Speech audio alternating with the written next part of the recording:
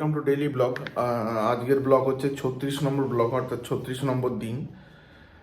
Currently কালকের রাত্রিবেলা ভিডিওটা বানাতে পারিনি, তাই আজকে বানাচ্ছি। আজকে হচ্ছে সোমবার, কিন্তু এটা রবিবারের ভিডিও, 36 নম্বর সেটাই। আর আজকের ভিডিওটা আজকে রাত্রিবেলা রেকর্ড হবে, কালকে সকালে আপলোড হবে, যেটা 37 নম্বর ব্লগ হবে। এটা 36 নম্বর ব্লগ, তো এটা রবিবারের ব্লগ 36। আর ডেট হচ্ছে 29/12/2024। আর কালকে মোটামুটি রবিবার ছিল, কালকে উঠতে একটু দেরি হয়েছে, ওই 8:30-9টা বেজে গেছিলো। তারপর ওঠার পরে পড়তে বসেছিলাম। তারপর খানিকক্ষণ পরে বোন বলল যে চিকেনের ব্যাপারে নিয়ে আসতে আর কি। এবার তা আমি বাজারে গেছিলাম, কিন্তু দোকান বন্ধ ছিল, তাই আনতে পারিনি। তো মার্কেট প্রচণ্ড কি বলবো, ভিড় ছিল প্রচণ্ড। আমি সেরকম কিছু জলখাবারও আনতে পারিনি, তা বাড়ি চলে আসি। তারপর ওখান থেকে নজরপুরে গেছিলাম। নজরপুরের খেলার মাঠে ওখানে ক্রিকেট খেলা হচ্ছিল। তা আমাকে কালকে যাওয়ার কারণ হচ্ছে ওই ওদের বলের গতিবেগটা বার করার জন্য। তো যাই হোক, মোটামুটি ওই স্পিডোমিটার তো কারোর কাছে নেই, ওই যতটা ডিস্টেন্স আছে, মানে কতটা বলটা কভার করছে, আর মোটামুটি একটা আন্দাজ মতো স্টপ ওয়াচে দেখা আর কি। আন্দাজ বলছি এই কারণে, খুব শর্ট টাইমে ট্রাভেল করে, 20 মিটারের মতো ডিস্টেন্স আছে। তা ওইটা দেখার জন্যই কালকে গেছিলাম। মোটামুটি অনেকক্ষণই ছিলাম। তারপর ওইটা হওয়ার পরে বাড়ি ফিরেছি মোটামুটি দুপুর 2:30-3টে হয়ে গেছিলো। তারপরে আসার পরে চান টান করে নিয়ে ভাত খেতে বসে গেছিলাম। খেয়ে দিয়ে একটু রেস্ট নিয়েছি। নেওয়ার পরে বিকালে পড়তে বসেছিলাম একটু। বিকালবেলা পড়তে বসার একটু আগে, যখন মানে ঘুম থেকে মানে একটু রেস্ট নিই আর কি দুপুরের দিকটা, তারপর ওখান থেকে উঠে রেস্ট নিয়ে তারপরে একটু শুনছিলাম সানডে সাসপেন্স, মানে ওই অডিও স্টোরি যেগুলো। তা গপ্পমিরের থেকে একটা গল্প ছিল ওই জুলস ভার্নের, ওই গল্পটা শুনছিলাম। খানিকটা শোনার পরে পুরোটা শুনিনি, তারপরে উঠে পড়তে বসে যাই। তারপর পড়ার পরে একবার সন্ধ্যেবেলা বেরিয়েছিলাম। যেহেতু সকালে সেরকম কিছু টিফিন আনতে পারিনি, তাই সন্ধ্যেবেলা বেরিয়েছিলাম যদি খাবার টাবার আনা যায় বলে। সন্ধ্যেবেলা ওই চাউমিন নিয়ে এলাম আর মোমো নিয়ে এলাম। নিয়ে এসে মোটামুটি ভালোই বিকালের টিফিনটা হলো।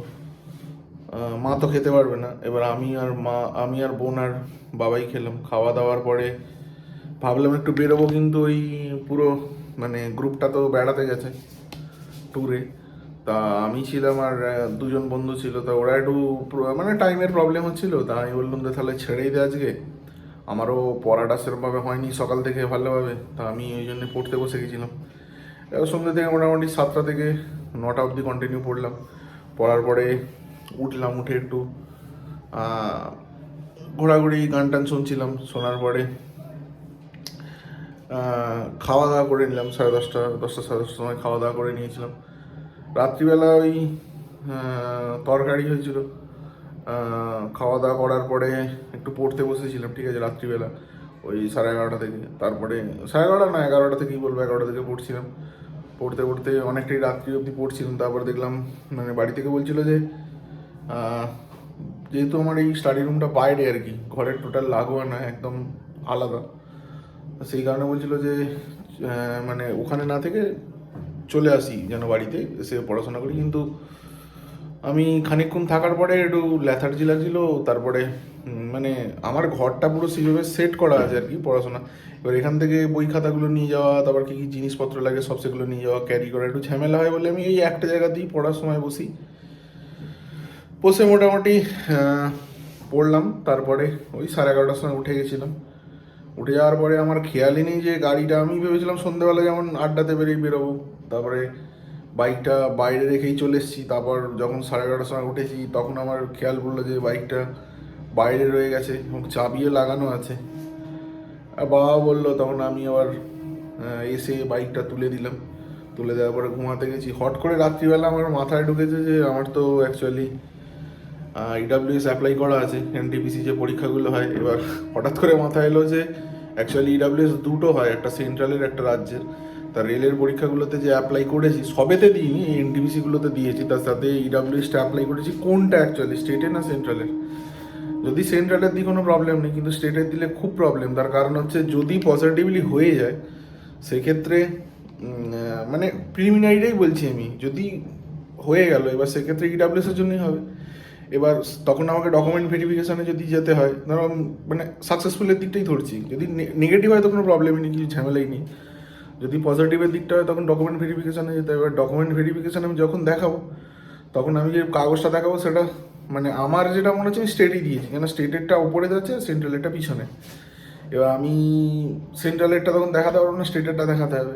এবার তখন পুরো জিনিসটাই বিগড়ে যাবে। এবার নাম ভুল হলে এপিডোপিট করে সেটা পজিটিভলি দেখা যায়, কিন্তু ডকুমেন্ট ভেরিফিকেশান এই সমস্ত ডকুমেন্টে যদি ভুলভাল দেখা যায় তাহলে কিন্তু গেল আর কি। এবার ওইটা নিয়ে মাথায় প্রচণ্ড প্রেশার পড়ে যাবে। রাত্রি তখন কটা বাজে, 12:30 পৌনে 1 বাজছে, কি আরও একটু দেরি হতে পারে, হট করে মাথায় এলো। আমি তখন মানে আমার স্বস্তির ঘুমটা দরকার, এই হচ্ছে মেন কথা। এবার আমি ভাবলাম যে এইভাবে মানে দুশ্চিন্তা নিয়ে শোয়া যাবে না, মানে সলিউশন চাই আর কি।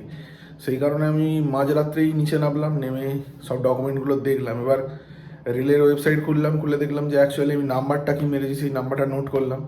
করার পরে আমার যে এটা আছে ইডাব্লিউএস সার্টিফিকেটগুলো মিলিয়ে মিলিয়ে দেখলাম যে অ্যাকচুয়ালি আমি দিয়েছি কোনটা, স্টেটে দিয়েছি না সেন্টারে দিয়েছি। যদি স্টেটে দিই তাহলে গল্প শেষ। এবার অলরেডি আমি ইঞ্জিনিয়ারিং বানানের একটা অ্যালফাবেটের মানে অ্যালফাবেটের জন্য অলরেডি একবার মডিফাই করে ফেলেছি এনটিপিসির যে ইউজিটা আছে।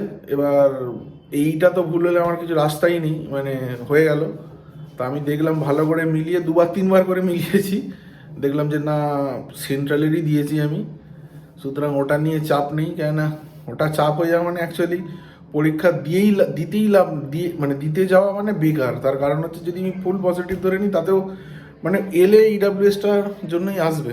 এবার ইডাব্লিউএস ডকুমেন্টে যদি ইনভ্যালিড হয়ে যায়, মানে স্টেটের আর সেন্ট্রালে তো দুটো নাম্বারে একটা ছোট্ট অ্যালফাবেটের চেঞ্জেস আছে। এবার ওটা আমি কোনোভাবেই মানে ওই ভুলটা ভুক্তন করাতে পারবো না, সেটা আমি বুঝতে পেরেছি। তাই যাই হোক, মানে ভগবানের অশেষ কৃপা যে ফর্ম ফিল আপের সময় আমি সেন্ট্রালের নাম্বারটাই দিয়েছি, কেননা দুটো খুব সিমিলার আর দুটো পাশাপাশি ফর্মটা ছিল। দেখ ঠিক আছে, দিয়ে মোটামুটি ওটা রেখে ঘুমাতে গেলাম, দিয়ে ঘুমিয়ে পড়েছি, সকালে উঠেছি, ব্যাস এটাই কালকের ব্লগ। আর বলার মতো সেরকম কিছুই নেই।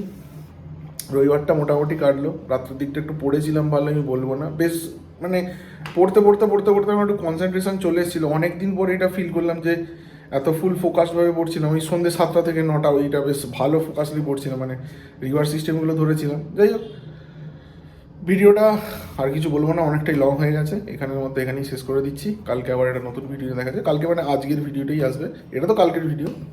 আজকে নতুন করে ভিডিওটা আপলোড করবো রাত্রিবেলা, সেটা কালকে সকালে আপলোড হবে, আর এইটা ঘন্টাখানেকের মধ্যে আপলোড করে দেবো। আজকের মতো ভিডিওটা এখানে শেষ করলাম, দেখা হচ্ছে নতুন ভিডিওতে। থ্যাংক ইউ, শুভরাত্রি।